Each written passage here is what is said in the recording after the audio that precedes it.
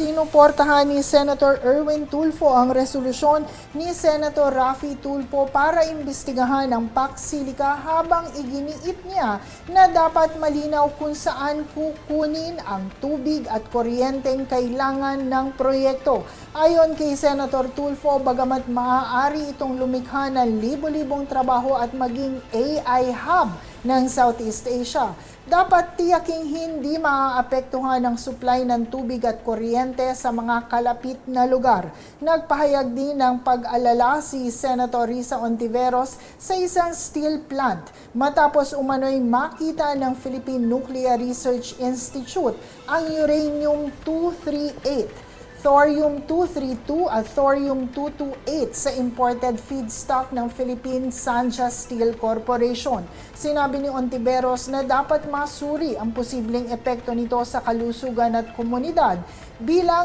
kabilang ang mga tanong sa kalidad ng mga steel bar na nasa pamilihan. Samantala, nanawagan si ACT Teacher Party List Representative Antonio Tino na huwag itulak sa Pilipinas ang AI at hyperscale data centers at binanggit na 15 sa US states na ang nagsagawa ng mga hakbang para bagalan, ihinto o limitahan ang ganitong mga proyekto. Ayon kay Senator Amy Marcos, maaari itong makalabag sa patakaran ng konstitusyon sa pamamagitan ng foreign control kung saan ito'y magdudulot ng pagpapaalis sa mga tirahan ng mga katutubo at magsasaka sa nasabing komunidad.